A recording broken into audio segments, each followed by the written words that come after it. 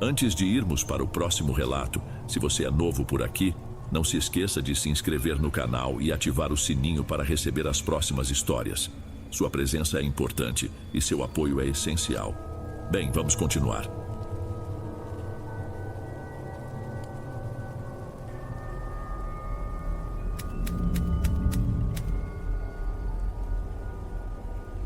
Acho que toda família tem umas rachaduras escondidas, umas trincas que ninguém comenta, mas todo mundo sabe que estão lá. A gente só torce para que elas nunca se abram de vez.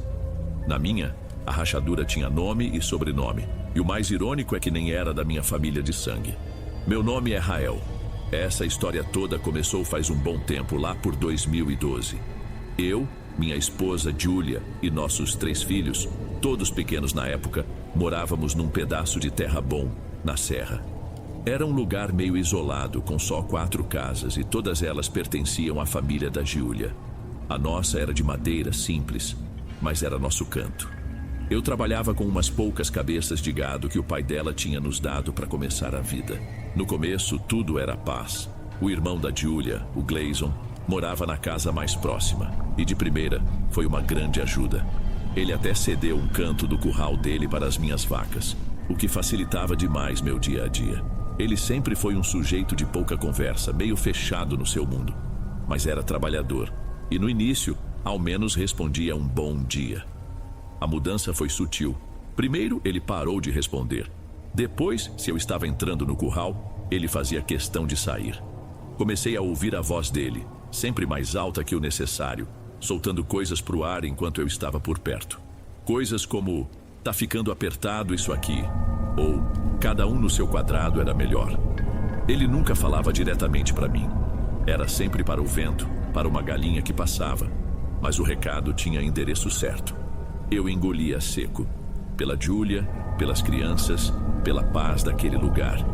Viver parede com a família dela exigia um certo jogo de cintura, e eu não queria ser o cara que cria caso.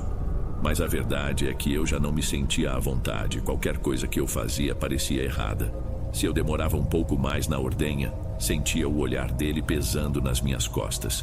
Se uma das crianças corria para perto de mim ali, ele estalava a língua com desaprovação. Era um inferno silencioso. E foi isso que me fez tomar a decisão que, sem que eu soubesse, abriu a porteira para o verdadeiro inferno. Conversei com a Julia uma noite depois de colocar as crianças para dormir. Falei que o melhor era eu arrumar outro canto para as minhas vacas, um lugar só nosso. Não entrei em detalhes sobre o Gleison.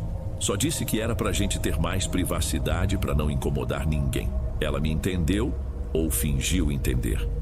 Julia sempre foi mestre em apaziguar as coisas, em não deixar a poeira levantar. No dia seguinte fui falar com meu sogro. Ele me ouviu com aquela paciência de quem já viu de tudo nessa vida e, sem fazer muita pergunta, me deu carta branca para escolher um pedaço de terra e levantar meu próprio cercado.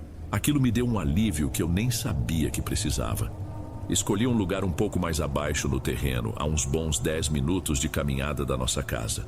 Era longe o bastante para não ouvir o barulho dos bichos à noite e perto o suficiente para não perder um tempo precioso no trajeto. O trabalho foi pesado. Limpei o terreno na mão, usando um facão e a força dos braços. Arranquei pedra, tirei toco de raiz e finquei as primeiras estacas. Julia me ajudava quando podia, esticando o arame farpado, trazendo água. Numa tarde, o tio dela, o tio Evandro, um senhor magro e quieto, apareceu para me dar uma mão. Não leva a mal o jeito do Gleison, ele me disse enquanto me ajudava a erguer um mourão pesado. Aquele ali às vezes acorda com o pé esquerdo e briga com a própria sombra. Não quero problema com ninguém, tio Evandro. Só quero fazer meu trabalho em paz. Foi o que eu respondi. Foi enquanto cavava um dos buracos para fincar um poste de canto que minha pá bateu em algo metálico. Me abaixei e puxei da terra um prego enorme, todo enferrujado e torto, retorcido de um jeito que não parecia natural, como se tivesse sido dobrado por uma força bruta. Era uma peça estranha. Joguei o troço para o meio do mato sem pensar muito e continuei o serviço. Em uma semana, o curral estava de pé. Simples, rústico, mas era meu. Ver as vacas ali no espaço delas me deu uma sensação de conquista, de paz. Mal sabia eu que aquela paz não ia durar nada. Minha nova rotina era solitária, mas eu gostava. Acordava muito antes do sol, quando o mundo ainda era só silêncio e o cheiro de mato úmido. Descia para o curral no escuro, só com a luz fraca de uma lanterna, e começava a ordenha. Era um ritual. O som ritmado do leite no balde, o vapor da respiração dos bichos no ar frio, o céu começando a clarear lentamente por entre as árvores. Era uma paz que eu não tinha há muito tempo. Mas essa paz começou a ser corroída pelas bordas. Primeiro veio um cansaço que não fazia sentido. Eu chegava em casa depois da ordenha me arrastando, como se tivesse caminhado por horas debaixo de sol forte e não apenas feito um trabalho que meu corpo já conhecia de cor. A subida de volta para casa, que era curta, parecia uma escalada sem fim. Depois veio a sensação, acontecia sempre na mesma hora, quando eu estava sentado no banquinho, concentrado no movimento das mãos. Era um peso, uma pressão invisível que se instalava nos meus ombros e na minha nuca. Não era dor, era um incômodo denso, como se alguém estivesse de pé, bem atrás de mim, perto demais. Eu virava a cabeça de uma vez. O coração quase pulou para fora, mas nunca havia nada. Só as vacas, mastigando devagar, indiferentes. Junto com o peso veio o assobio, um zumbido fino, agudo, que parecia nascer dentro do meu ouvido. Às vezes, soava como se alguém estivesse me chamando de longe, um chamado baixo, quase um segredo. Eu parava o que estava fazendo, apurava a audição, mas o som sumia tão rápido quanto aparecia. Eu dizia a mim mesmo que era o cansaço, o silêncio da madrugada pregando peças na minha cabeça. O que realmente me desestabilizou aconteceu umas 3 semanas depois. Eu estava lá, no meio da ordenha, quando ouvi a voz do meu filho mais novo me chamando. Pai. Foi claro, nítido, vindo de entre as árvores que cercavam o curral. A voz dele, inconfundível. Larguei o balde e me levantei na mesma hora, o instinto falando mais alto. Fui até a cerca, olhando fixamente para a escuridão da mata. Filho? Chamei baixo. Silêncio. Nenhuma folha se mexendo. Fiquei ali, parado, por 1 minuto inteiro, sentindo um arrepio estranho. Voltei para o trabalho com o corpo tenso. Quando subi para casa, a primeira coisa que perguntei para Julia foi se o menino tinha descido. Ela me olhou sem entender. Claro que não, Rael. Ele ainda está dormindo junto com os outros. Naquele momento eu soube que algo estava muito errado. Não era cansaço. Não era minha imaginação. Algo estava ali comigo no escuro. E estava começando a usar o que eu mais amava para me atingir. A partir daquele dia, a descida para o curral de madrugada ganhou um peso diferente. Eu ia mais atento, com a lanterna varrendo as beiradas do caminho, procurando por algo que eu não sabia o que era. A paz daquele lugar tinha sido roubada. Uma manhã cheguei e a primeira coisa que vi foi a porteira do curral escancarada, batendo devagar com a brisa. As vacas não estavam lá. Um ódio me subiu à cabeça. Aquilo só podia ser obra de uma pessoa. Deixei o balde e a lanterna no chão e saí xingando baixo, entrando no mato para procurar os bichos. Encontrei 2 delas perto, pastando como se nada tivesse acontecido, mas as outras 3 tinham se embrenhado mais fundo. Levei quase 1 hora para juntar todas e levá-las de volta. Elas pareciam nervosas, assustadas. Enquanto eu as colocava de volta no cercado e amarrava a porteira com o dobro de nós, eu só conseguia pensar no rosto do Gleason. A tranca era firme, um pedaço de madeira grossa que eu mesmo entalhava. Não tinha como um animal abrir aquilo. Alguém tinha ido lá e aberto de propósito. Contei para Julia e pela primeira vez falei o nome do irmão dela.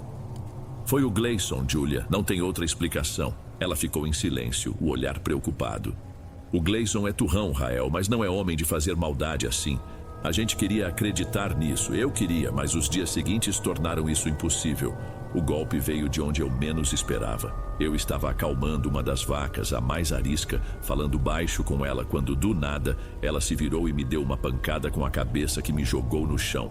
O impacto tirou meu ar. Caí de lado na terra fofa. O animal não investiu de novo, só se afastou bufando com os olhos esbugalhados, como se ele mesmo tivesse se assustado com o que fez. Levantei devagar, o corpo todo doendo, e olhei para o bicho. Aquilo não era normal. Eu criei aquelas vacas. Elas me conheciam. Alguma coisa estava deixando elas nervosas. Alguma coisa ou alguém. A confirmação veio numa tarde. Eu tinha descido para consertar um pedaço da cerca e o sol já estava baixo, deixando o curral todo manchado de luz e sombra. Quando me aproximei, vi um homem parado lá dentro, de costas para mim. Pelo porte e pelas roupas, era o Gleason. Na hora, eu senti um misto de medo e ódio. Me escondi atrás de uma moita observando. Ele estava parado, olhando os animais, um por um. Havia algo de errado na postura dele, uma rigidez. E então eu vi. A mão direita dele, pendida ao lado do corpo, tremia. Não era um tremor de frio ou de nervoso. Era um tremor fino, constante e rápido. Um movimento que não parecia humano. Ele virou a cabeça devagar na minha direção, mas não me viu. O rosto era o do Gleison, mas estava pálido, com os olhos muito abertos, fixos demais. Fiquei agachado, sem conseguir respirar direito. Desviei o olhar por um segundo e quando olhei de novo, ele não estava mais lá. Tinha sumido, sem um barulho, sem um rastro. O curral estava vazio, exceto pelas vacas que agora pareciam calmas demais. Naquele instante a suspeita virou certeza. Não era só implicância, não era só sabotagem. O que quer que Gleison estivesse fazendo, não era deste mundo. A paranoia se instalou em mim como febre. Eu ia para o curral já esperando o pior, com os nervos em frangalhos. E o pior não demorou a vir. Foi numa manhã, eu mal tinha me sentado no banco e uma pedra passou zunindo pela minha orelha e bateu na madeira do curral. Levantei num pulo, olhando para a mata. E eu o vi, parado entre as árvores, a uns 20 metros. Era ele, ou a cópia dele. A mesma camisa, o mesmo rosto pálido, mas tinha um sorriso nos lábios. Um sorriso que não era de gente. Ele ergueu o braço e atirou outra pedra. Essa me acertou de raspão na perna. A dor foi a gota d'água. Eu perdi a cabeça. "Vem aqui, seu desgraçado!" gritei, a voz rasgando. Larguei tudo e corri na direção dele. Atravessei a cerca como um animal, sem pensar em mais nada a não ser em colocar minhas mãos naquele sujeito. Ele não fugiu de imediato. Esperou que eu me aproximasse e então se virou e entrou no mato. Eu fui atrás, o sangue pulsando nas minhas orelhas, mas perseguir aquela coisa era impossível. Eu, que conhecia cada palmo daquela mata, tropeçava em raiz, levava galho no rosto. Ele não, ele deslizava. Parecia não tocar o chão, se movia de um jeito fluido, errado, se dobrando entre as árvores de uma forma que um corpo humano não deveria conseguir. Eu o via por relances. Um ombro, as costas, o pescoço que se virava num ângulo esquisito. Era como caçar uma fumaça. Corri até minhas pernas queimarem e o ar faltar nos meus pulmões. Parei, apoiado numa árvore, ofegante.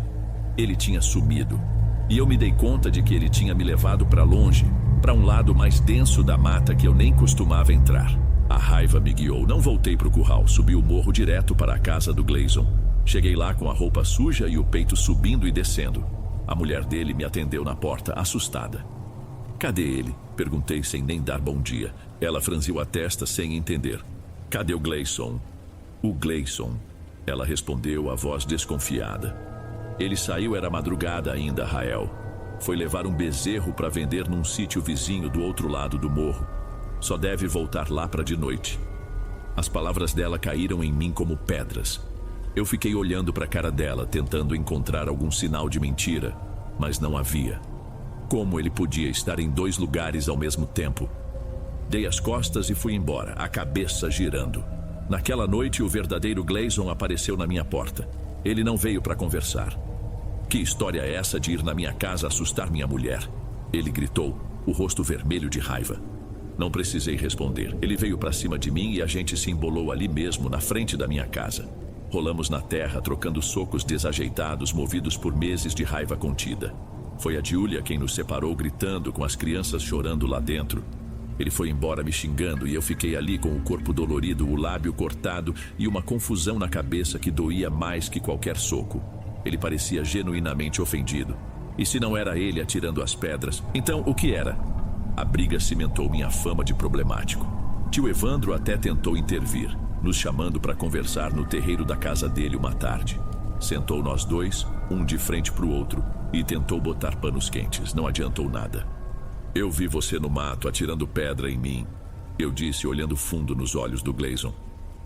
"Você tá maluco, Rael?" ele respondeu, a voz cheia de um desprezo que parecia sincero. "Eu já te falei, eu não tava nem aqui nesse dia. Para de inventar coisa. Eu sei o que eu vi, era você, mas não era. Tinha alguma coisa errada na sua mão." Tentei explicar o tremor, a palidez, o sorriso, mas as palavras saíam confusas. e eu mesmo percebi o quão louco aquilo soava. Tio Evandro nos olhava com uma tristeza imensa, como quem assiste a um acidente sem poder fazer nada. A conversa terminou com mais gritos e acusações. Fui para casa com a certeza de que todos, até mesmo o tio Evandro, achavam que eu estava perdendo o juízo. O problema começou a entrar na minha casa. O golpe seguinte foi no nosso sustento. Uns dias depois da briga, Júlia me chamou na cozinha com uma expressão preocupada. Rael, vem ver isso. Ela apontou para uma panela grande no fogão. O que tem? Perguntei. O leite não está coalhando direito? Ela disse a voz baixa. O queijo fica mole, aguado, e o gosto tá estranho. Peguei uma colher e provei. Tinha um amargor no fundo, quase imperceptível, mas estava lá. No dia seguinte, a mesma coisa. Júlia comentou que o leite das vacas do vizinho que ela usava para completar a produção estava perfeito. O problema era só com o nosso. Passei a tarde inteira andando pelo pasto como um louco, cheirando o capim, revirando a terra com as mãos, procurando por alguma planta, algum veneno, qualquer coisa que explicasse aquilo. Não encontrei absolutamente nada. Era como se as vacas estivessem sendo amaldiçoadas por dentro. E eu sabia de onde vinha a maldição. Aquilo me quebrou, comecei a me fechar. Em casa, o silêncio se tornou a regra. Eu olhava para Júlia e via a dúvida nos olhos dela. Ela não me questionava, mas eu sentia. Ela estava com medo, não do que acontecia lá fora, mas de mim, do homem em que eu estava me transformando. Passei a evitar meus próprios filhos. O barulho deles me irritava. A alegria deles parecia uma ofensa ao inferno que eu estava vivendo. E o pior era a culpa que vinha logo em seguida.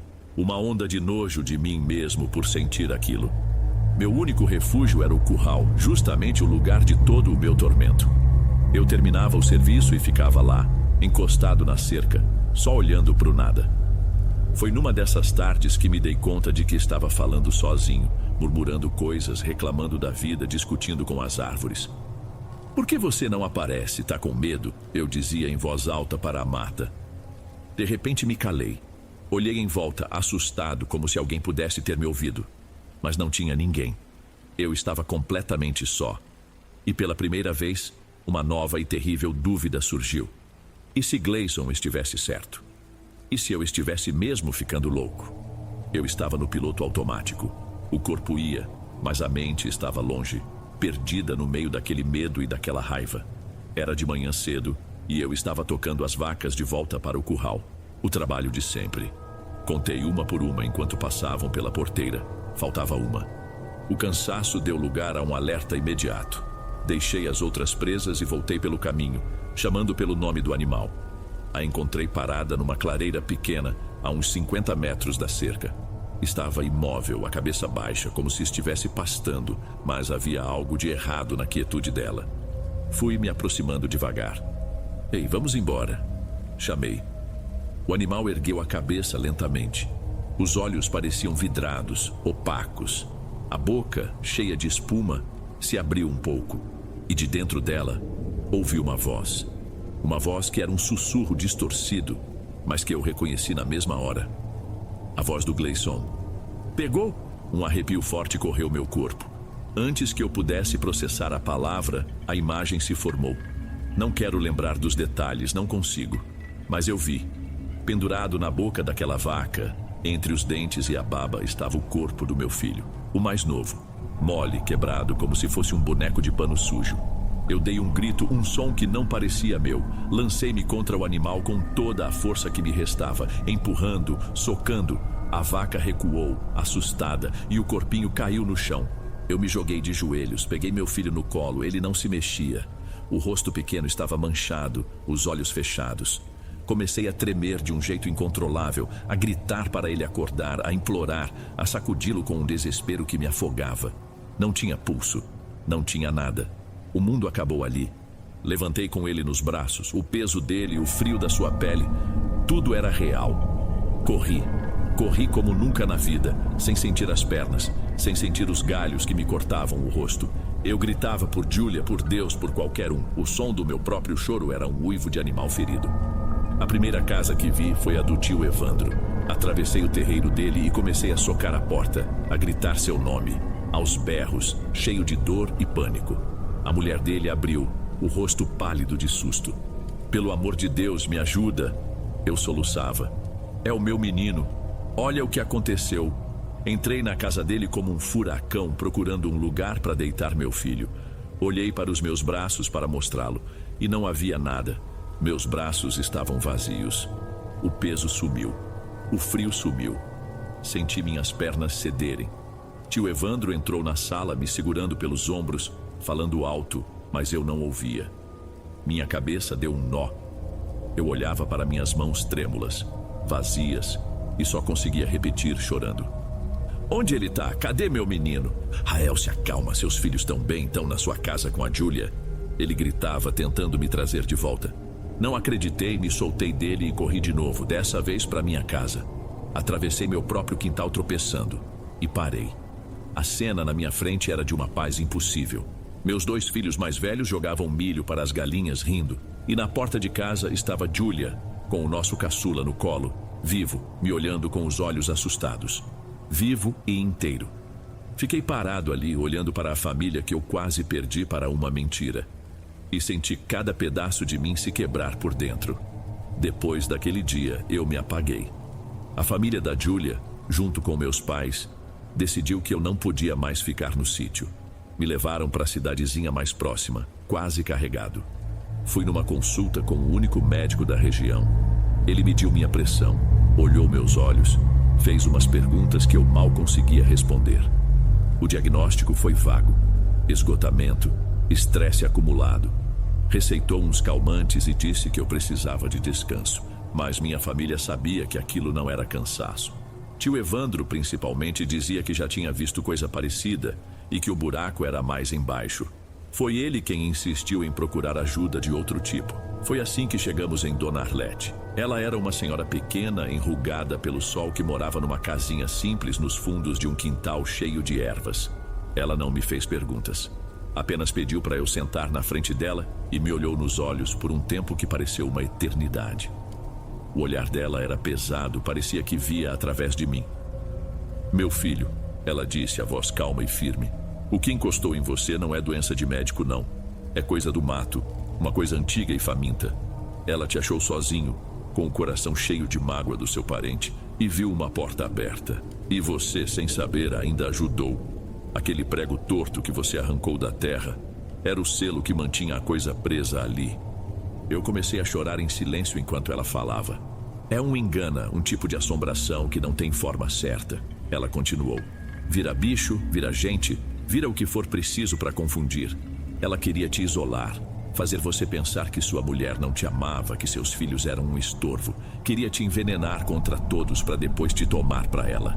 Aquilo que ela te mostrou, com seu menino, foi a mentira mais cruel de todas. O golpe final para quebrar seu espírito. Ouvir aquilo foi como se alguém finalmente acendesse uma luz num quarto escuro onde eu estava perdido.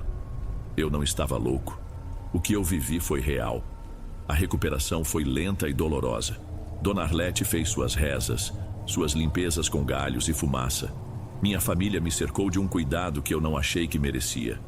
Júlia ficou ao meu lado em cada momento, mesmo nas noites em que eu acordava gritando, encharcado de suor. Por muito tempo tive o mesmo pesadelo. Uma criatura escura e comprida, com corpo de réptil e olhos de gente, subia em cima de mim na cama, me paralisando com seu peso, seu hálito gelado no meu rosto. Com o tempo, os pesadelos foram diminuindo. O medo de ficar perto dos meus próprios filhos foi se dissipando. O amor deles, a paciência da Júlia foi o que me puxou de volta. Aos poucos voltei a ser o Rael de antes, ou quase. Hoje meus filhos estão grandes e saudáveis. Minha relação com o Gleison, por incrível que pareça, melhorou. O tio Evandro conversou com ele depois, explicou à sua maneira o que Dona Arlete tinha dito. Ele nunca admitiu acreditar, mas o olhar de desprezo sumiu. Acho que ele entendeu que a força que me atingiu era maior que nós dois. Nunca tocamos no assunto, mas a raiva se foi, e no lugar ficou um respeito silencioso. Eu sei que muita gente que ouvir isso vai dizer que eu tive um surto psicótico, um esgotamento nervoso. E talvez, olhando de fora, seja a explicação mais fácil. Eu não julgo, mas eu estava lá. Eu sei o que eu senti nos ombros, o que eu ouvi no escuro e o que eu vi na boca daquele animal. Eu aprendi da pior forma que existem coisas que vivem nas sombras da nossa realidade, esperando por uma rachadura, uma brecha na gente para poder entrar.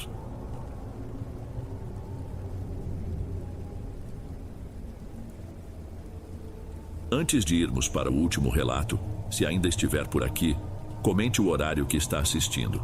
Gosto de saber quem assiste os relatos até o final. Bem, vamos continuar.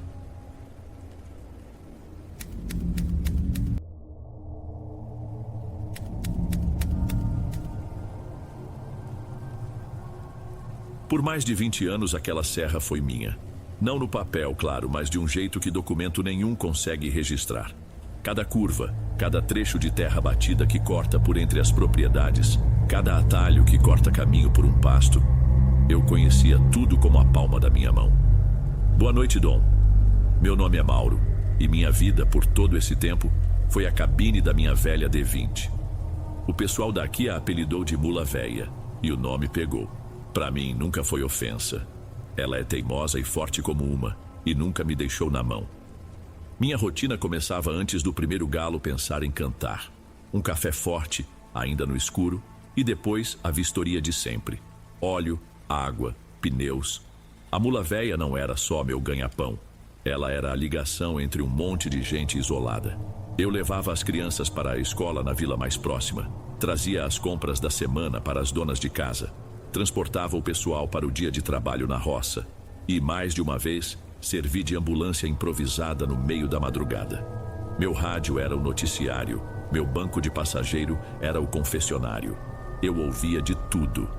E por ouvir de tudo eu também escutava os causos. Histórias de luzes que seguiam os viajantes, de figuras que apareciam no meio do nada, de sons que o vento não sabia explicar. Eu sempre ouvia com respeito, balançava a cabeça, mas, para ser sincero, nunca dei muita bola.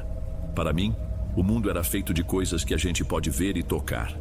O verdadeiro perigo era um eixo quebrado a 10 quilômetros de qualquer ajuda, um trecho alagado depois de uma chuva forte ou a serração baixando de repente e transformando a estrada num borrão branco.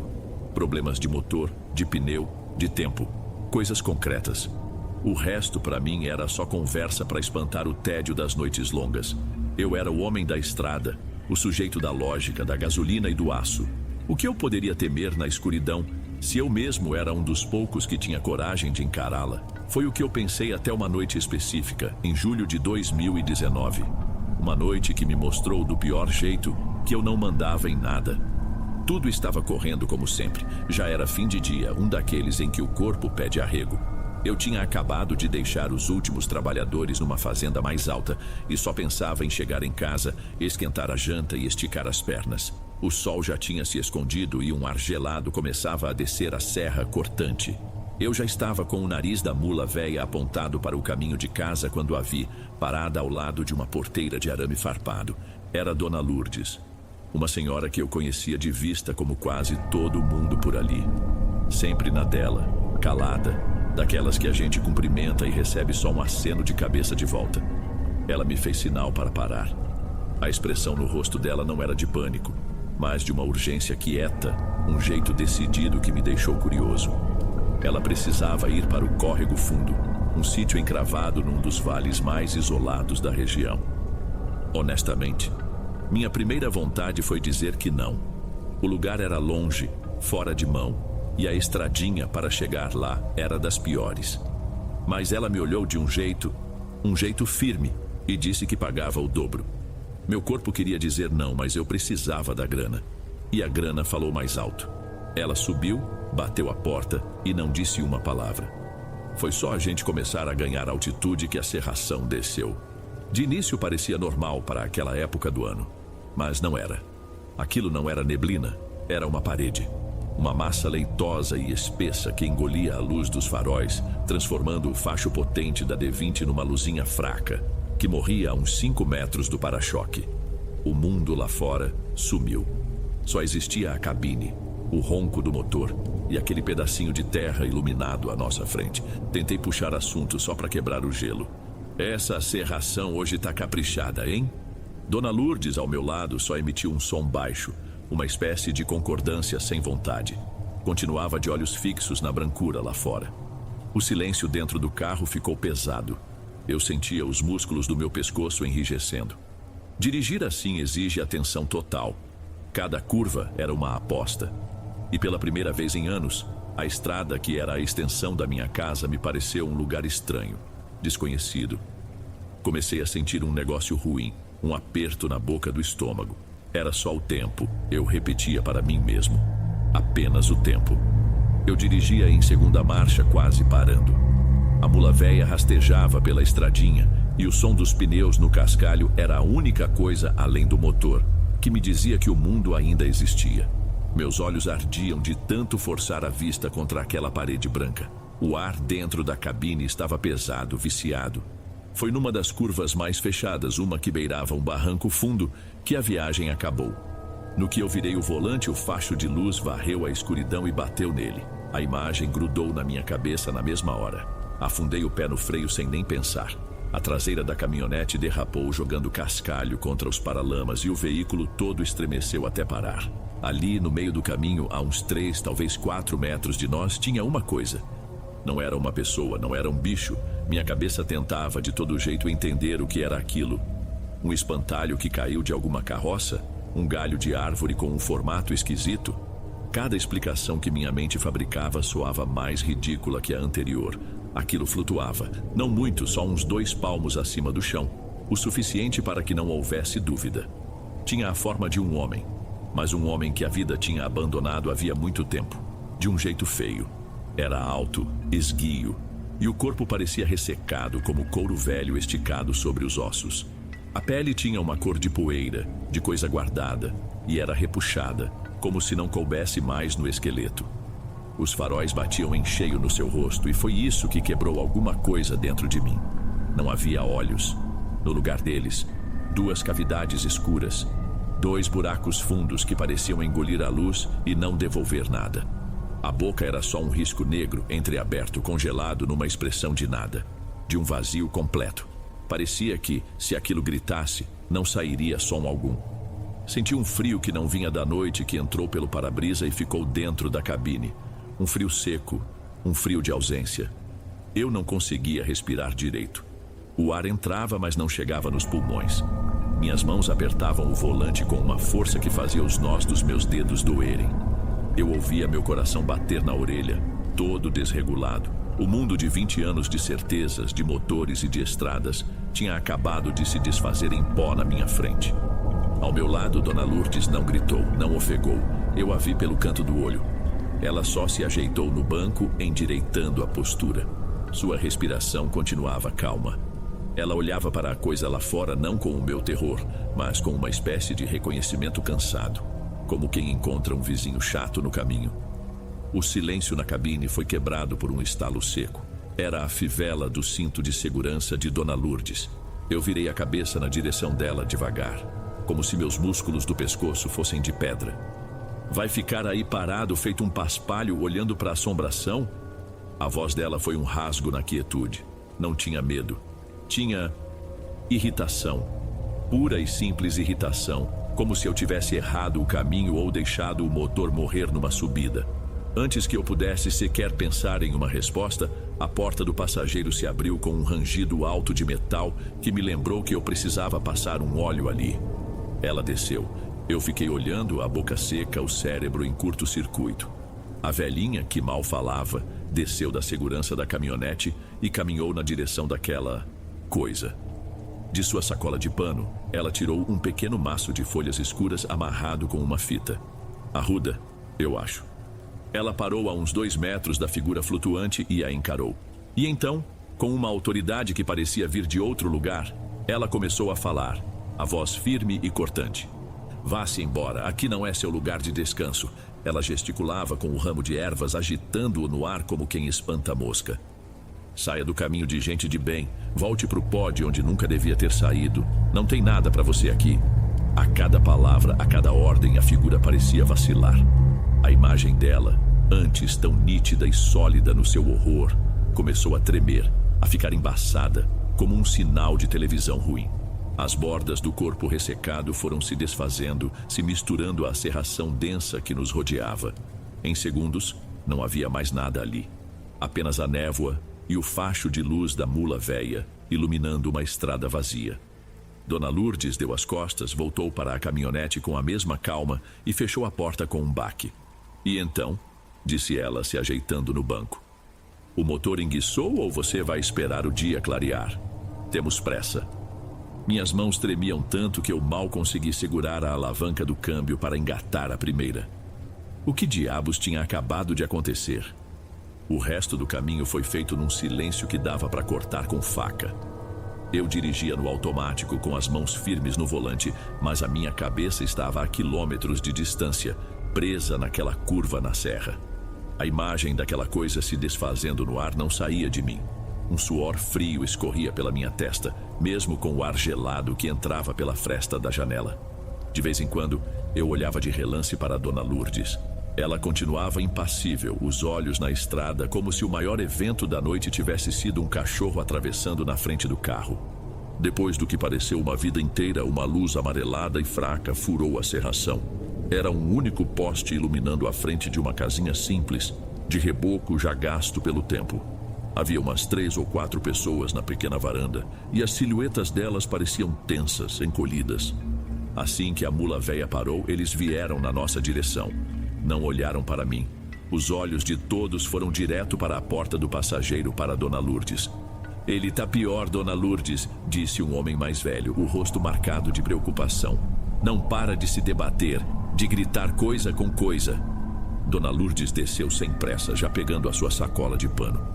Ela me olhou por um instante e a irritação de antes tinha sumido, dando lugar a uma seriedade pesada. Me espere aqui, Mauro. Foi a primeira vez que ela disse meu nome. Ela me estendeu um bolo de notas, bem mais do que tínhamos combinado. Isso é pela espera, não saia. Vou precisar de você para voltar para casa. E sei que outro não vem me buscar a essa hora. Meu primeiro impulso, a primeira coisa que gritou dentro de mim foi: pega o dinheiro e some daqui. Ligar o carro e acelerar, não olhar para trás. Mas a ideia de fazer aquele caminho de volta, sozinho naquela serração, com a lembrança do que eu tinha visto, o medo de ficar era grande, mas o pavor de voltar sozinho era ainda maior. Eu só consegui balançar a cabeça concordando. Ela entrou na casa com os outros e a porta se fechou. Fiquei sozinho na cabine do caminhão, o motor ainda ligado. Eu via as sombras dele se movendo de um lado para o outro através da cortina fina da janela da sala. Primeiro eram só murmúrios. Depois ouvi a voz de Dona Lourdes firme e constante, num tom que parecia uma reza. E então, uma outra voz respondeu. Um grito, um urro gutural, grosso, de um homem em agonia. Mas não parecia só dor, tinha raiva ali, uma fúria que não parecia humana. Logo em seguida, um barulho alto de alguma coisa de madeira se quebrando lá dentro. Um dos homens que ficou na varanda se benzeu. O som dos gritos ficou mais intenso, abafado pelas paredes. Era como se uma briga violenta estivesse acontecendo ali, uma batalha invisível. E eu estava do lado de fora, preso no meu próprio carro, apenas ouvindo aquela coisa horrível acontecer. O tumulto dentro da casa chegou a um ponto que parecia que as paredes não iam aguentar. A voz do homem, que agora era só um rosnado disforme, atingiu o auge. Ouvi um último grito, um som rasgado que terminou num estalo, e de repente um silêncio absoluto. Um silêncio tão pesado que doía nos ouvidos. Foi nesse silêncio que o vidro da janela da sala estourou. Não foi uma pedra, não foi um tiro, foi como uma explosão de dentro para fora, e daquele buraco recém-aberto, algo foi cuspido para a noite. Meu primeiro pensamento no pânico foi que era uma pessoa, alguém se jogando. Mas não. Era como um vazamento de escuridão, uma mancha oleosa e tridimensional que se contorcia no ar. Não era fumaça, tinha peso. Não era um bicho, movia-se de um jeito esquisito que dava agonia de olhar. Ela zigue-zagueava pelo ar com uma velocidade impossível, uma massa preta e oleosa que parecia absorver a pouca luz do poste. Era como se um pedaço da própria noite tivesse se arrancado e ganhado vida própria. A mancha escura girou no ar e veio na minha direção, na direção da mula véia. Eu me encolhi no banco, instintivamente, esperando o impacto, o que quer que fosse aquilo. Meu corpo todo se contraiu, mas no último segundo ela desviou. Passou zunindo por cima da cabine com um ruído baixo, como o de um enxame de insetos, e foi direto para um pequeno chiqueiro de madeira que ficava ao lado da casa. Ali, 2 porcos grandes dormitavam na lama. A sombra não os atacou. Ela mergulhou. Mergulhou em um dos animais como se fosse tinta preta caindo em água limpa. A mancha tocou o lombo do bicho e simplesmente foi absorvida, desaparecendo dentro da carne dele. Por um segundo, nada aconteceu. O porco ficou imóvel. E então ele começou a guinchar. Nunca na minha vida eu ouvi um som como aquele. Não era o barulho de um animal assustado ou ferido. Era um guincho agudo, metálico, que não parecia som de bicho deste mundo. Uma mistura de fúria e dor insuportável. O bicho se levantou de um salto e começou a se debater com uma força que não era natural. Ele se jogava contra as tábuas do cercado que estalavam e gemiam, prestes a ceder. Os olhos do porco estavam esbugalhados, brancos, e espuma saía de sua boca enquanto ele urrava aquele som medonho. A porta da casa se abriu. Dona Lourdes apareceu na soleira. O rosto dela estava coberto de suor, os cabelos desgrenhados. O cansaço em sua expressão era profundo, mas em sua mão, ela segurava um facão. A lâmina longa e gasta brilhava sob a luz amarelada do poste. Ela desceu os degraus da varanda e caminhou sem hesitar até o chiqueiro. O porco continuava sua fúria cega, destruindo tudo. Dona Lourdes não demonstrou medo. Ela apenas ergueu o facão com as 2 mãos, acima da cabeça, e com uma força que eu jamais imaginaria que aquele corpo pequeno e velho pudesse ter, ela desceu o braço. O golpe foi um só. O som foi feio, surdo, um barulho molhado que cortou o ar. Aquele guincho do diabo parou no mesmo instante. E o silêncio que se seguiu foi 1000 vezes pior do que toda a gritaria de antes. Ela limpou a lâmina do facão num tufo de capim ao lado da estrada, enrolou-o num pano grosso que tirou da sacola e entrou de volta na mula véia. O cheiro de suor e cansaço dela preencheu a cabine. "Vamos embora, Mauro", foi só o que ela disse, a voz baixa e gasta. Eu dei a partida. O ronco do motor me pareceu a única coisa sã e normal em todo o universo. Deixamos para trás a casinha com sua luz solitária, a família na varanda e o silêncio pesado que agora pairava sobre o chiqueiro.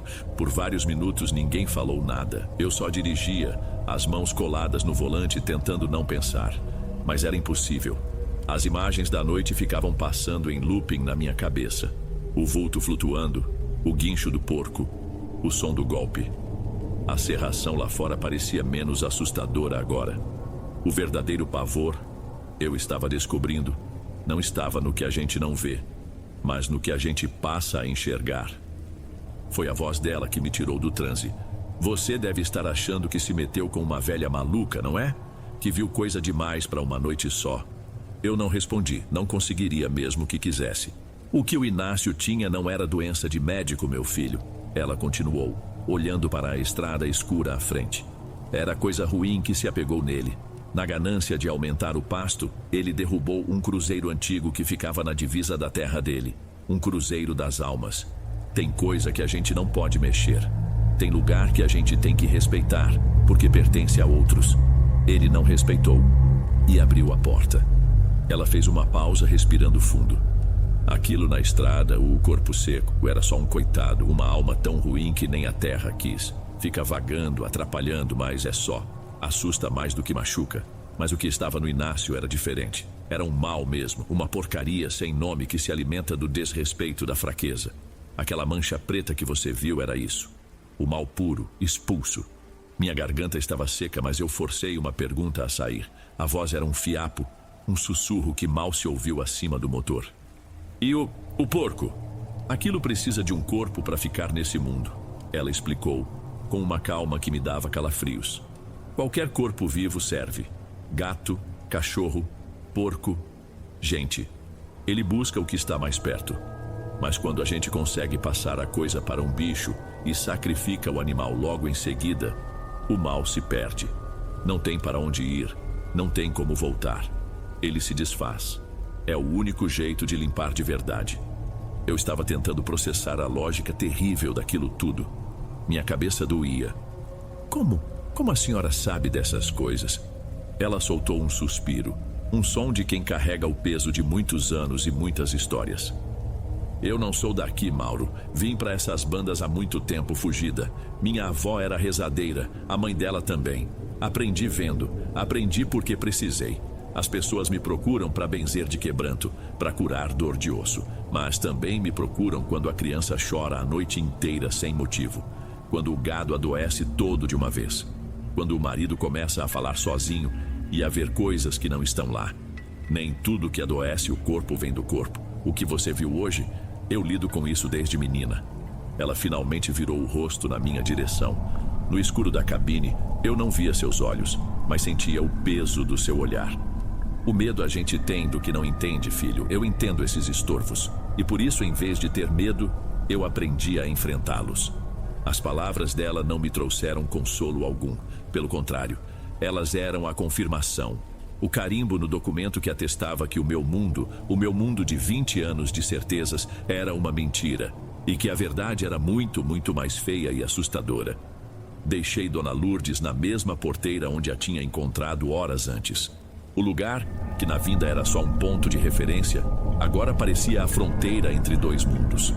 Antes de descer, ela me olhou. E pela primeira vez na noite vi um traço de simpatia em seu rosto cansado. Você é um homem bom, Mauro. Só via o mundo pela metade. Ela enfiou a mão na sua sacola de pano e tirou de lá um saquinho pequeno de tecido escuro, amarrado com um barbante. O cheiro de ervas secas e cânfora chegou até mim. Fique com isso no bolso ou no caminhão, disse ela, me entregando o amuleto. Não espanta tudo, não, mas ajuda a não chamar atenção indesejada. E o mais importante, reze antes de sair de casa. Uma oração sincera vale mais que muito galho de arruda. Ela desceu e sumiu na escuridão atrás da porteira sem olhar para trás. Fiquei sozinho. Eu e a mula véia. O caminhão, que sempre foi meu lugar seguro, de repente parecia uma casca de ovo, frágil e vulnerável. O ronco do motor, antes um som que me dava segurança, agora só servia para abafar os ruídos que poderiam vir de fora. A viagem de volta para casa foi a mais longa da minha vida. Cada sombra que os faróis criavam nas árvores da beira da estrada parecia se contorcer, ganhar formas.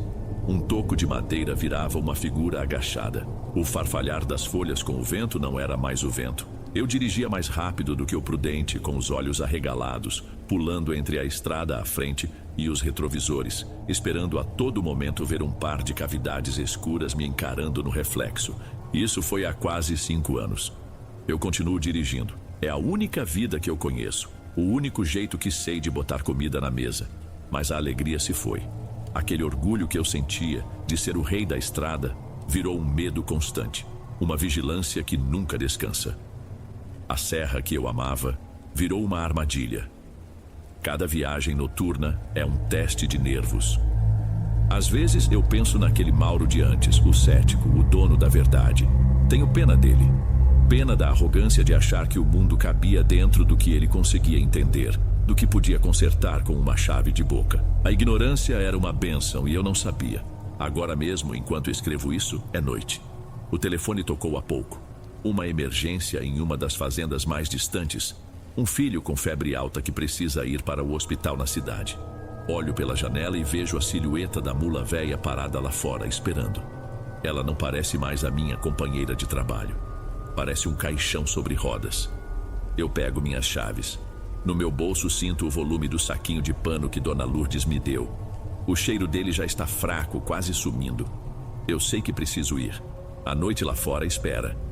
Mas hoje eu sei o que ela esconde na escuridão. E o pior de tudo é que agora eu também enxergo.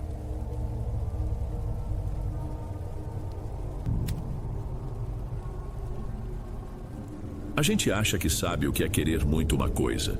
Um carro, uma casa, um diploma. Mas existem desejos que são diferentes, que não nascem na cabeça, nascem em um lugar mais fundo. O meu era um desses. Desde moleque, meu único sonho de verdade era ter um filho. Era só isso. E foi esse querer, esse desejo que hoje eu sei que era uma fome, que abriu a porta para tudo o que veio depois. Meu nome é Moacir. Minha história com a Elaine começou de um jeito simples, sem alarde, como tudo na nossa vida naquela época. Isso foi lá por 2012. Eu a conheci na feira de sexta, onde ela ajudava a tia numa barraca de pães e bolos.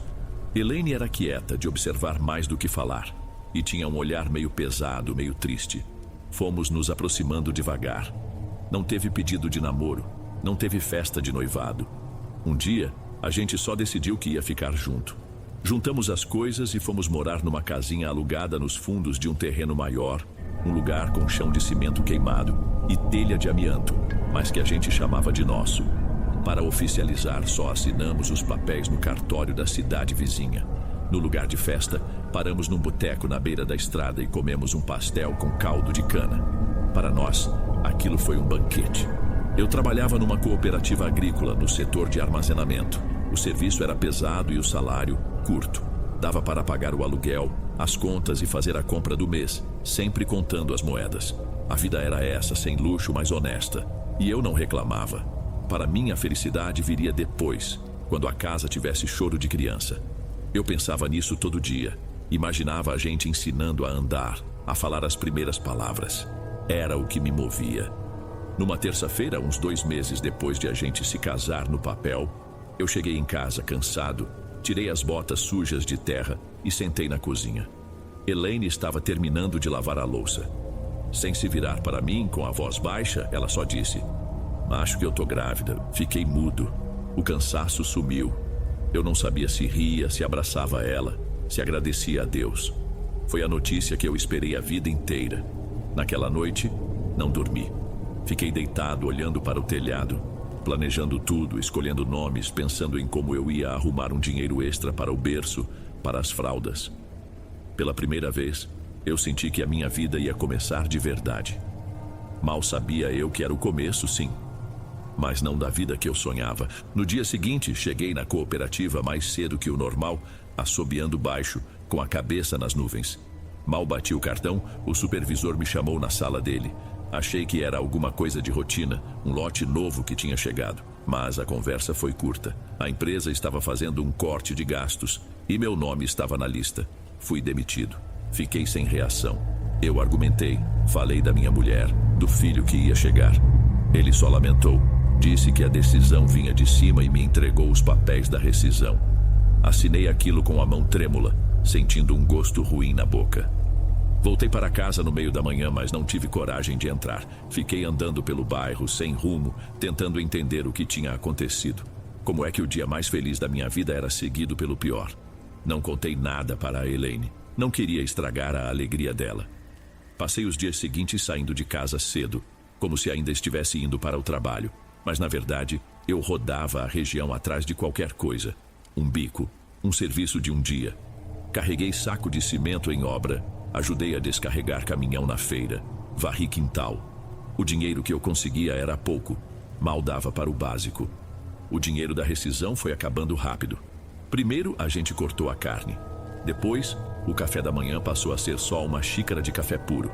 Chegou um tempo em que a gente só fazia uma refeição por dia. Geralmente um prato de arroz com feijão e olhe lá. Elaine nunca reclamou. Mas eu via a magreza chegando, o brilho dos olhos dela diminuindo. A única coisa que crescia naquela casa era a barriga dela. Numa tarde, umas 2 semanas antes do parto, eu estava sentado na varanda, olhando para o nada, quando um bando de urubus pousou no nosso telhado. Não 1 ou 2. Eram muitos, uns 10, talvez mais. Ficaram ali, parados, em silêncio, como estátuas negras contra o céu cinzento. Aquilo me deu um arrepio, uma sensação ruim que não sei explicar. Peguei umas pedras e joguei na direção deles até que foram embora, um por um, lentamente. Quando a bolsa da Elaine estourou, pegamos um carro emprestado com um vizinho e corremos para o hospital público da cidade. Acompanhei-a até a porta da sala de parto e me mandaram esperar do lado de fora. Sentei num banco de plástico duro e as horas se arrastaram. A noite caiu. A madrugada chegou. Finalmente, perto das 5 da manhã, uma enfermeira veio na minha direção. O rosto dela estava cansado, sem expressão. Ela não fez rodeios. Disse que o bebê, um menino, tinha nascido sem vida. Que não tinha explicação, nenhuma complicação aparente. Ele simplesmente não respirou. A palavra morto ficou martelando na minha cabeça. Eu não chorei, não gritei, só senti um vazio enorme. Voltamos para casa com os braços e o coração vazios. O silêncio dentro do carro era mais pesado que qualquer choro. Em casa, Elaine se deitou e virou para a parede. Eu fiquei olhando para ela, para o silêncio dela, e pela primeira vez, Eu comecei a desconfiar de verdade dela. A gente enterrou o menino num canto do cemitério da cidade, numa cova sem nome. Elaine não foi. Disse que não tinha forças. Eu fui sozinho. Depois daquilo, um silêncio pesado se instalou na nossa casa. A gente quase não se falava. Ela passava os dias deitada, olhando para a parede. Eu saía para procurar bicos, mas sem a mesma vontade de antes. Junto com o luto, eu me sentia um completo fracassado. Um mês depois, quando a gente estava no fundo do poço, comendo o pouco que a tia da Elaine mandava para nós, um carteiro bateu na nossa porta. Era uma correspondência registrada, uma carta de um advogado de outra cidade. Dizia que um tio-avô meu, um homem que eu mal lembrava de ter visto na infância, tinha falecido e me deixado um pequeno sítio, um pedaço de terra, mas com um poço e boa localização, perto da estrada. No começo achei que era engano, eu, herdeiro, mas o documento era legítimo, com meu nome completo. Não pensei duas vezes, era a nossa saída. Contei para a Elaine. Ela só balançou a cabeça concordando. Não demonstrou alegria nem alívio, só aquela apatia que já tinha virado parte dela. Vendemos os poucos móveis que tínhamos, pagamos o aluguel atrasado e com o que sobrou, compramos sementes e adubo. O dinheiro da herança, que não era muito, eu usei para dar entrada num tratorzinho usado. Em poucas semanas, a terra preta e arada já mostrava os primeiros brotos verdes de milho. Eu ia para a roça todo dia, antes do sol nascer. Cuidava daquela plantação como se fosse a coisa mais preciosa do mundo. E era. Elaine, aos poucos, começou a sair da cama. Às vezes me levava um café numa garrafa térmica. Eram nesses momentos, vendo a vida brotar da terra, que eu via um lampejo da mulher com quem eu tinha casado. A colheita foi boa, muito boa. Vendemos quase tudo antes mesmo de colher. O dinheiro entrou como nunca tínhamos visto. Quitamos o trator, reformamos a casa do sítio, compramos uma caminhonete mais firme. Elaine voltou a cozinhar, a cuidar do jardim. A vida parecia estar melhorando. Uma noite ela me disse que queria tentar de novo. Ter outro filho. Eu disse que sim, mas por dentro, o medo não saía mais de mim. Ela engravidou rápido. Dessa vez, a gente não economizou. Pagamos todas as consultas, fizemos todos os exames, o médico dizia que estava tudo perfeito. Mas a sensação ruim não me largava. Numa noite de chuva forte, a casa foi invadida por mariposas. Eram centenas, talvez milhares. Batiam nas lâmpadas, nas janelas, um zumbido baixo e constante enchendo o ar. Parecia que as paredes eram feitas de mariposas se mexendo. Elaine parecia não se importar. Abri todas as janelas e portas, e elas saíram como entraram de repente. Na manhã seguinte, não havia uma única mariposa morta no chão. O parto foi no mesmo hospital, o mesmo corredor, o mesmo banco de plástico. Horas depois, o mesmo médico saiu da sala com o mesmo rosto sério e me disse as mesmas palavras. O bebê, outra vez um menino, tinha nascido morto, sem explicação. Voltamos para casa pela segunda vez sem um filho nos braços. Dessa vez, eu não senti só um vazio enorme. Senti raiva, uma raiva fria, que se aninhou ao lado daquela dúvida que agora já não era mais uma semente, mas aquela desconfiança já tinha crescido e tomado conta de tudo. Depois do segundo enterro, a nossa casa no sítio ficou silenciosa demais. O luto virou rotina. Eu me enfiava no meio da plantação, mesmo sem ter o que fazer, só para não ficar dentro de casa, sentindo o peso daquele silêncio da Elaine. Ela não era mais apática, era distante, como se vivesse num lugar onde eu não conseguia alcançá-la. Foi nessa época, enquanto eu abastecia a caminhonete no posto da cidade, que meu celular tocou. Era um número desconhecido. Uma moça de uma grande empresa de insumos agrícolas me perguntando se eu ainda tinha interesse numa vaga de encarregado de estoque para a qual eu tinha me candidatado há quase um ano. Eu nem lembrava mais daquilo. Fui para a entrevista no dia seguinte sem esperança nenhuma. Mas uma semana depois, eles me ligaram de novo. A vaga era minha. O salário era mais do que o dobro do que eu ganhava na cooperativa. Era uma oportunidade boa demais para recusar. Contei para a Elaine. Ela me olhou por um longo tempo, os olhos fundos, e deu um sorriso mínimo, o primeiro em muitos meses. Decidimos nos mudar. Vendemos o sítio, a terra que tinha nos dado e tirado tanto, e compramos uma casa num bairro residencial, dessas grudadas umas nas outras, mas com um quintal pequeno nos fundos. Era um lugar novo, sem as memórias que assombravam cada canto do sítio. Com o dinheiro do novo emprego, a vida ficou confortável. Nunca mais faltou comida na mesa. Elaine começou a cuidar da casa nova com um ânimo que eu não via desde antes do nosso primeiro filho. Comprou cortinas, plantou flores no quintal. Às vezes eu chegava do trabalho e sentia cheiro de bolo no forno. Aos poucos, a gente foi voltando a parecer um casal normal. Uma noite estávamos vendo televisão e ela pegou na minha mão. Moacir, ela começou a voz baixa. Eu queria tentar mais uma vez. Olhei para ela, o rosto iluminado pela luz da TV. Por fora, eu vi a minha mulher, pedindo pelo nosso sonho. Mas por dentro, uma voz gritava que era loucura, que a gente estava só se preparando para mais sofrimento. Mesmo assim, a vontade de ter aquele filho nos braços, só uma vez, foi mais forte que o medo. Eu concordei. A terceira gravidez foi cercada de todos os cuidados que o dinheiro podia comprar. Médico particular, exames toda semana, vitaminas importadas.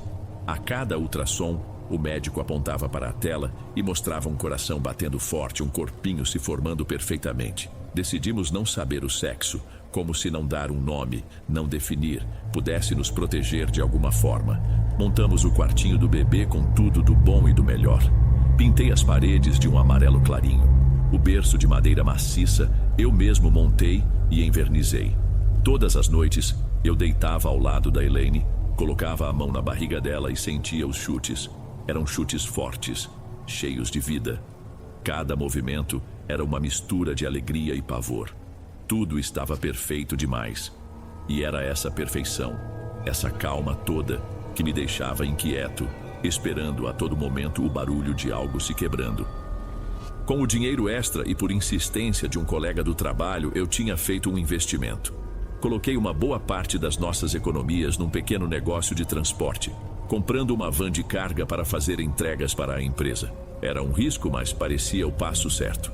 A gente estava no 8º mês de gravidez e tudo corria tão bem que eu me permiti acreditar que desta vez seria diferente. Que a nossa má sorte tinha finalmente acabado. A primeira rachadura nessa calma apareceu numa manhã de quinta-feira. Fui abrir a torneira para escovar os dentes e a água saiu escura, quase preta, com um cheiro forte de ferro e podridão.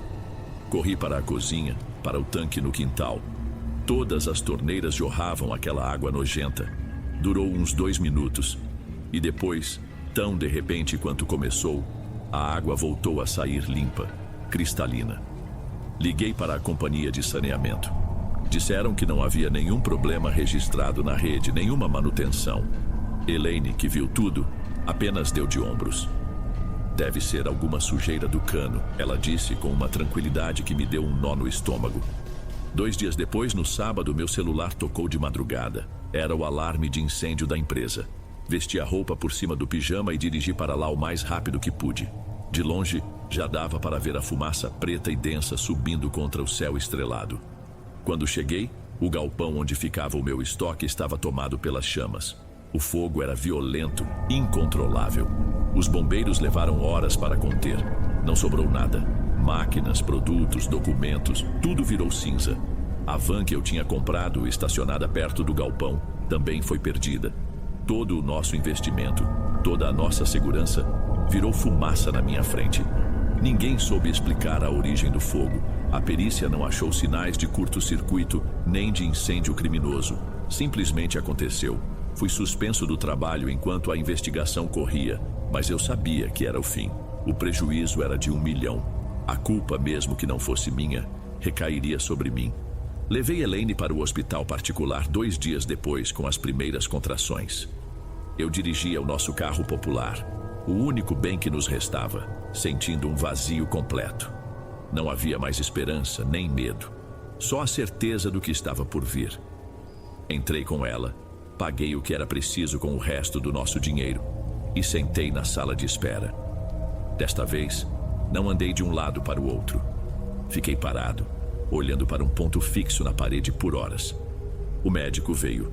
Era um senhor de cabelos brancos, com uma expressão gentil. Ele sentou ao meu lado, colocou a mão no meu ombro e tentou encontrar as palavras certas. Mas eu não precisava delas. Eu já sabia. Ele me disse que o coração, que antes batia tão forte nos exames, simplesmente tinha parado. O menino nasceu perfeito, mas sem um sopro de vida. Naquele momento eu não senti nada. A dor era tanta que eu fiquei anestesiado. Era como se tivessem arrancado tudo de dentro de mim e no lugar não tivessem deixado nem mesmo um buraco. Só o nada. Saímos do hospital de mãos vazias pela terceira vez. O sol da manhã batia no para-brisa, mas para mim, o mundo estava escuro. Chegamos em casa e Elaine foi direto para o quarto, sem dizer uma palavra. Eu fiquei parado no meio da sala, olhando para as paredes amarelas do quartinho do bebê. O silêncio dela confirmava tudo. Não troquei de roupa, não bebi água, apenas abri a porta e saí andando, sem rumo. Atravessei nosso bairro, depois outros bairros que eu nem conhecia. As pessoas passavam por mim, carros buzinavam, mas tudo parecia distante, abafado. Continuei andando até que o asfalto acabou e deu lugar a uma estradinha de terra que subia um morro nos limites da cidade. Um lugar que o pessoal usava para soltar pipa e às vezes para despachar oferendas. Subi até o topo. O vento era forte. Lá de cima eu via a cidade inteira se espalhando, pequena, insignificante. Via os telhados, as ruas, os prédios, tudo aquilo onde a vida continuava para todo mundo, menos para mim. Fiquei ali parado por um longo tempo e então eu gritei. Não foi um grito de tristeza, foi um grito de raiva, de ódio. Gritei com Deus, gritei com o mundo. Perguntei por quê? Por que comigo? O que eu tinha feito para merecer aquilo? Eu só queria uma coisa, uma única coisa. Por que me dar um emprego, uma casa, uma esperança, só para arrancar tudo de mim da forma mais cruel? Gritei até minha garganta rasgar, até minha voz virar um chiado rouco. Gritei tudo o que eu tinha engolido naqueles anos todos. Quando o ar me faltou e eu caí de joelhos ofegante, ouvi uma voz calma, grave, que não parecia ter vindo de nenhum lugar específico. Ela disse meu nome. Moacir. Levantei a cabeça de supetão. Pensei que era algum vigia, alguém que tinha me visto subir. Mas o que eu vi não era uma pessoa normal. Parado a uns 10 metros de mim, havia um homem. Ele era alto, alto demais, e vestia um terno escuro, impecavelmente cortado. A roupa não fazia sentido nenhum naquele lugar. Ao lado dele, imóveis como postes, havia outras 3 figuras. Eram apenas silhuetas, mais altas e mais escuras que qualquer sombra, e cada uma delas segurava nos braços algo que parecia um pequeno pacote, um embrulho de pano. Meu corpo não me obedecia, eu queria correr, mas minhas pernas eram de chumbo. O homem de terno deu um passo à frente e sorriu, um sorriso que não alcançou seus olhos. Você está reclamando com a pessoa errada, ele disse, a voz soando divertida. Deus não tem nada a ver com os seus prejuízos. Seus filhos, por exemplo, não estão com ele. Ele fez um gesto com a mão. Estão aqui, comigo, e estão muito bem cuidados. Os 3 embrulhos nos braços das sombras se moveram levemente. Um calafrio percorreu meu corpo, eriçando cada pelo. A figura se aproximou mais. Seu rosto parecia mudar um pouco toda vez que eu piscava. Toda vez que a sua mulher engravidava, ela me procurava. A gente fazia um acordo, um filho em troca de estabilidade, um emprego, uma herança, uma colheita farta, um negócio justo, você não acha? A voz dele era macia, quase sedutora. Ela sempre foi uma ótima parceira. Nunca falhou em entregar a parte dela. E eu, claro, sempre cumpri a minha. Você não gostou da casa nova, Moacir? Do emprego? A comida na mesa não era boa? Cada palavra me acertava como um soco. Tudo se encaixou. O dinheiro aparecendo do nada. A sorte que sempre virava azar na hora do parto. As perdas inexplicáveis. Não era má sorte, era uma transação. Eu não soube o que responder. O que se diz numa hora dessas? Apenas baixei a cabeça, derrotado. O homem soltou uma risada baixa, uma risada que parecia o som de cascalho se esfregando. Ele se virou e as figuras ao seu lado começaram a se dissolver no ar como fumaça. O mundo pareceu voltar ao normal. O vento soprou de novo. Os sons da cidade retornaram. Mas algo dentro de mim tinha se quebrado para sempre. Desci o morro com as pernas bambas. O mundo tinha cor e som de novo. Mas era como se eu estivesse vendo tudo através de um vidro sujo. Cheguei em casa e a porta estava entreaberta. Elaine estava sentada na beirada da nossa cama, de cabeça baixa. Ela não se virou quando entrei. mas eu vi seus ombros se enrijecerem. Ela sabia que eu tinha descoberto. O silêncio dela foi a última coisa que eu consegui aguentar. A raiva, fria e pesada que eu senti no topo do morro, explodiu. Fui para cima dela. Não pensei. Foi como se outro homem, um bicho, tivesse assumido o controle do meu corpo. Segurei seus braços com força, chacoalhei-a, gritando tudo. Gritei sobre os pactos, sobre os nossos filhos, sobre a vida que ela tinha vendido em troca de migalhas. Por que, Elaine? Por que? Eu urrava, o rosto a centímetros do dela. Ela não respondia, não chorava, apenas se encolhia protegendo o rosto. E essa falta de reação só me alimentava com mais ódio. Quando a soltei, ela caiu no chão, sem emitir um som. Fiquei parado, ofegante, olhando para a mulher que eu amei, agora uma estranha no chão do nosso quarto. Naquele momento, eu não senti pena, só um vazio gelado. Saí do quarto cambaleando. Antes de ir, olhei para ela uma última vez, e por um instante, seu corpo se contraiu de uma forma que não era humana. Ignorei. Achei que minha mente estava me pregando peças. Fui para a cozinha, bebi um copo d'água com a mão tremendo. Foi quando ouvi um gemido vindo do quarto. Um som baixo, de dor. Voltei correndo. Elaine estava contorcida no chão, as mãos na barriga. Está vindo. Ela sussurrou, os olhos arregalados de pavor. Não fazia sentido. O médico tinha dito, o bebê estava morto. Mas o corpo dela não mentia. Não havia tempo para hospital, para nada. Ali mesmo, no chão do nosso quarto, em meio ao caos e ao ódio, ela deu à luz. Ajudei-a, em choque, movido por um instinto que eu não sabia que tinha. Quando a criança saiu, o choro não veio. O que veio foi um silêncio profundo, que encheu o cômodo. Era um menino. Enrolei-o numa toalha e o peguei no colo. A primeira coisa que notei foi sua pele. Era pálida, quase acinzentada. Seu cabelo era preto, liso e fino demais. E seus olhos, abertos, me encarando. Não eram olhos de recém-nascido. Eram escuros, de um negrume que parecia não ter fundo. E me olhavam com uma inteligência, uma consciência que não pertencia a uma criança. Ele não chorava, só olhava. Os dias que se seguiram foram um pesadelo silencioso. O menino, que não chamamos por nome nenhum, quase não se mexia. Passava horas acordado no berço, apenas observando. Seus olhos seguiam a gente pelo quarto. Elaine o alimentava, trocava-o, tudo num silêncio de autômato, sem nunca olhar diretamente para o rosto dele. Eu não conseguia dormir. A presença daquela criança na casa era uma coisa pesada, opressiva. Depois de uma semana, eu não aguentei mais. Disse a Elaine que a gente precisava de ajuda. Ela não discutiu. No dia seguinte, de manhã cedo, enrolamos o menino numa manta e fomos até a casa de um benzedeiro que morava num bairro mais afastado, quase na zona rural. Um senhor conhecido por ver coisas. A casa era simples, com um cheiro forte de incenso e ervas. O homem, um velho curvado de pele enrugada e olhos muito vivos, nos atendeu na porta. Ele não perguntou nada.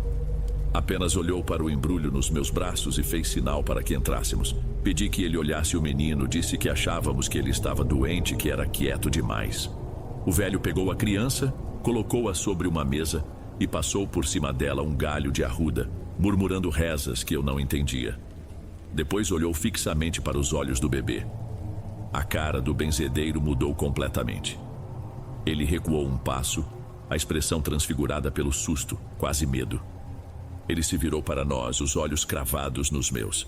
Este menino não é de Deus, ele disse a voz um sussurro rouco. Ele então olhou para Elaine, que estava encolhida perto da porta. E ele não é seu, meu filho, não do seu sangue.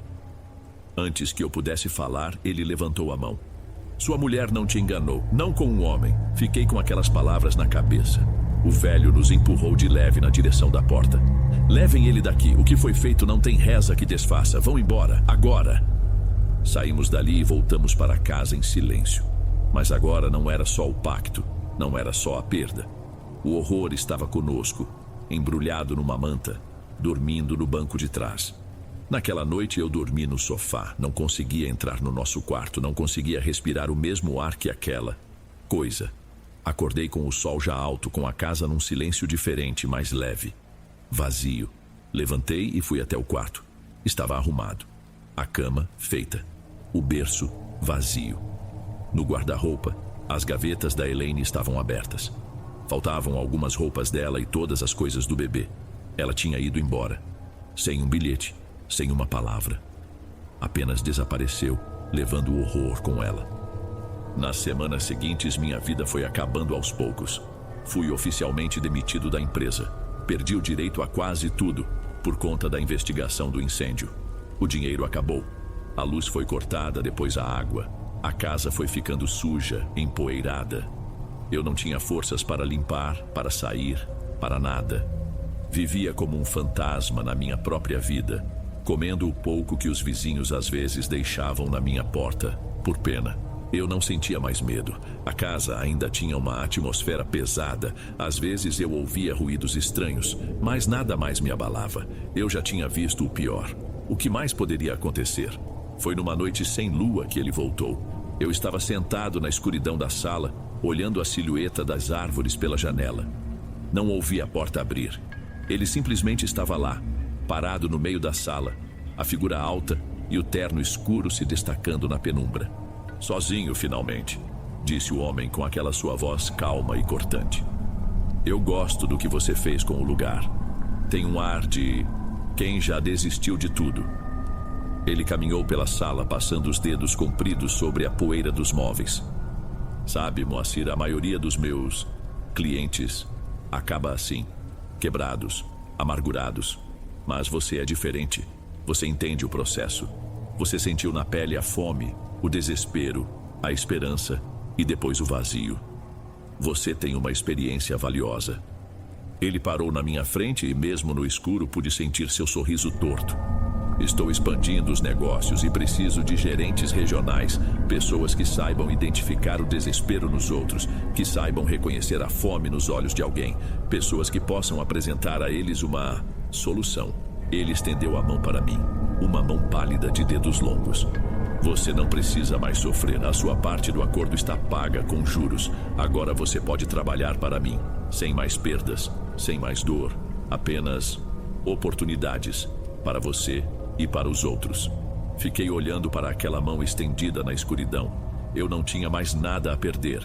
Meus filhos, minha mulher, meu emprego, minha alma, tudo já tinha sido levado. O que restava era só aquela casca vazia. E o vazio, eu descobri, pode ser preenchido por qualquer coisa. Hoje faz 1 ano que saí daquela casa. Moro numa cidade pequena, no sul. Tenho um emprego simples. Vivo numa kitnet alugada e bem cuidada. Ninguém aqui conhece a minha história. Passo a maior parte do tempo observando as pessoas. Ontem, no fim da tarde, eu estava sentado num banco da praça. Vi um casal jovem discutindo perto do parquinho. Ela chorava baixo. Ele olhava para o chão, os punhos cerrados. Ouvi fragmentos da conversa. Dívidas. Um tratamento caro que não deu certo. O sonho de uma família que parecia impossível. Senti a fome deles. O mesmo desespero que um dia foi meu. Levantei do banco. E enquanto eu caminhava na direção deles, senti um sorriso se formando no meu rosto. Um sorriso que não era meu, mas que se encaixava perfeitamente.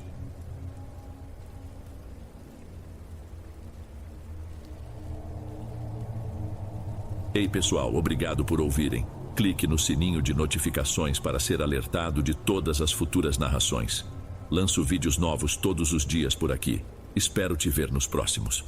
Agora na tela vou deixar outros 2 bons vídeos que sei que irão gostar. Te vejo por lá.